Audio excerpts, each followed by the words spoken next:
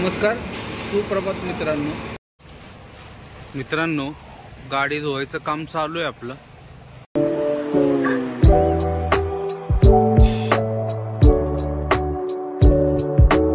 नमस्कार, सुप्रभात मित्रांनो, आजच्या नवीन ब्लॉगमध्ये तुम्हा सर्वांचं स्वागत। सकाळचे 11:15 वाजलेत मित्रांनो। आता हातकर्गीला लक्ष्मी ढाब्यावर आहे आम्ही। गाडी वगैरे तर आपलं उत्तमच्या इथंच धुवून झाली, पण आतली केबिन वगैरे धुवायची होती। तर आता लक्ष्मी ढाब्यावरून केबिन वगैरे एकदम चकाचक करून आतल्या गाद्या वगैरे सगळ्या धुवून वगैरे एकदम चकाचक केली, तिला ग्रीस मारायला लावली आणि आम्ही आता आलो जेवण करायला। कारण की सकाळी नाश्ता वगैरे केलाच नव्हता आणि आता 12 वाजले, नाश्ता करून पण उपयोग नाही, त्याच्यामुळे डायरेक्ट आता जेवणच करणार आहे। लक्ष्मी ढाब्यावर आहे, आंघोळ पण केली, मस्तपैकी फ्रेश झालं आहे, पण वातावरण परत जरा बिघडलं आहे। आम्ही गाडी धुतली की पावसाचं वातावरण काय होतं काय शेत तर म्हटलं आता आज जर पाऊस पडला तर परत हिला धुणारच नाही, म्हटलं मी परत नाही पाडणार शक्यतो तरी, पण वातावरण झालं आहे एकदम तसं, पडला तरी किरकोळ पडत तसंच नको आलं तर रॉक प्यायला पुढं बघू आता काय होतं आणि काय नाही। तर जेवण करून आता निघूयात मित्रांनो, गाडी धुवायचं काम चालू आहे आपलं। बऱ्यापैकी धुवून झाले बघा, एकदम खटाखट वाटते। आता थोडीफार राहिलेली अजून बघता येईल।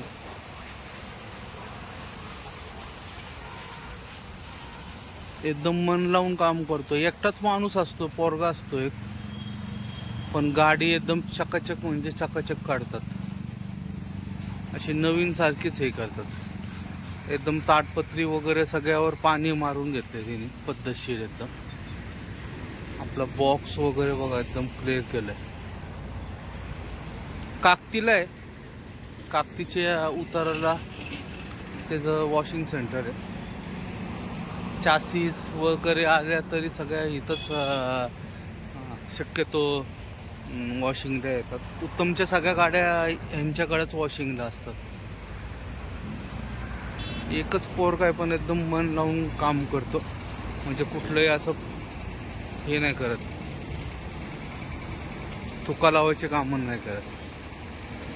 झाले बऱ्यापैकी,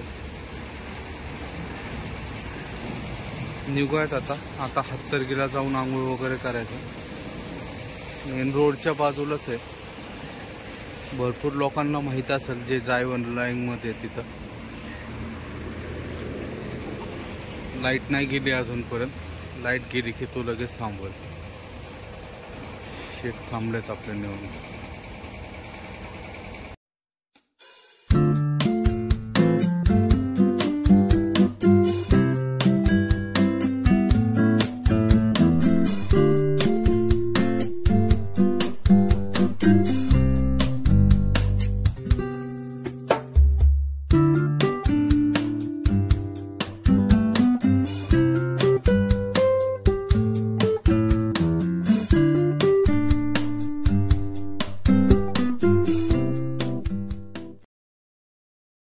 जेवायला बसलोय मित्रांनो, दुधातली शेवभाजी, अंडा भुर्जी सांगितली, लक्ष्मी ढाबा।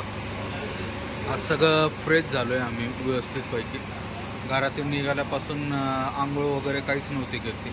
आजचा 4था दिवस आहे, आज आम्ही आंघोळ केली। तर या मित्रांनो जेवायला सगळ्यांनी।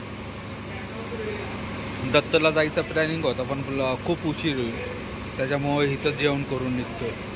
तर या परत एकदा जेवायला। जेवण झाले मित्रांनो, गाडी बघा आता एकदम खटाखट झाली आपली, दोन वगैरे खूप दिवसाचं धुवायची बाकी होती, सगळं तिची घाण घुणच काढून टाकली।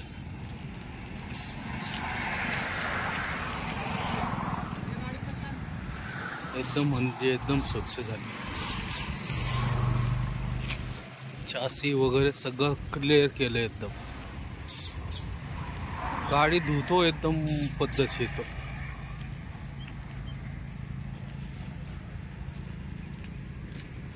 श्राद्धाचा बोर्ड बीट सगळं झालं आहे. ग्रीस मारायचं आहे. ग्रीस मारण्यानं सांगितलं होतं जेवण येऊपर्यंत मार, पण त्याने मारलं नाही. गाडी पुढं घेऊयात,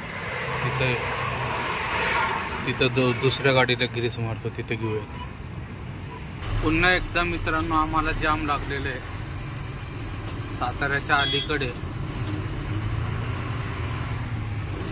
10-15 किलोमीटर राहिलं असेल फक्त सातारा. आणि नेहमीचा स्पॉट आहे हा जाम लागण्याचा. त्यात रविवार आहे आज, त्याच्यामुळं गर्दी बघा 4 व्हीलरची. आपला एक राईटचा पट्टा धरून चाललोय आम्ही ट्रकवाली सगळी का. लेफ्ट साईडला सगळे कार आहेत.